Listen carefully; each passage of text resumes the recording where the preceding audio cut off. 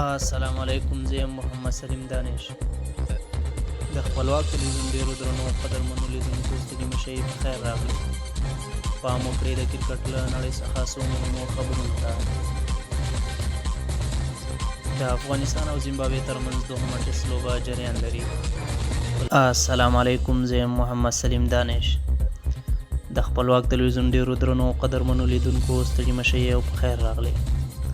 پام وکړئ د کرکټ له نړۍ څخه څو مهمو خبرونو ته. د افغانستان او زیمبابوې ترمنځ دوهم ټېسټ لوبه جریان لري. په لومړۍ ورځ افغانستان پچه وګټله او د بیټینګ فیصله یې وکړه. افغانستان په اول انینګز کې 445 منډې جوړې کړې او 4 لوبغاړي له لاسه ورکړل، چې د دې جملې څخه 2 پرانیستونکي ابراهیم ځدراڼ او جاوید احمدي ښه سټارټ واخیست. ابراهیم ځدراڼ 130 توپونو باندې 72 منډې جوړې کړې او جاوید احمدي 4 منډې جوړې کړې. په دریم نمبر باندې رحمت شاه زرمتی لوبغالي ته راغی چې له بده مرغه په 40 منډو باندې رن آوټ شو.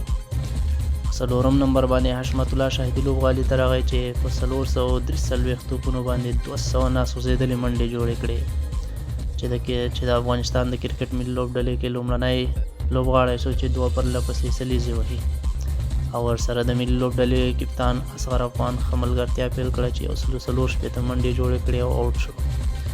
ورپسې ناصر جمال لوبغالي ته راښکته شو چې په 91 توپونو باندې 55 ناسوځېدلې منډې جوړې کړې. د زیمبابوې د ملي لوبډلې لوبغاړو لخوا نه یوواچي، سکندر رضا او ریان بورلي ویکټه واخیسته.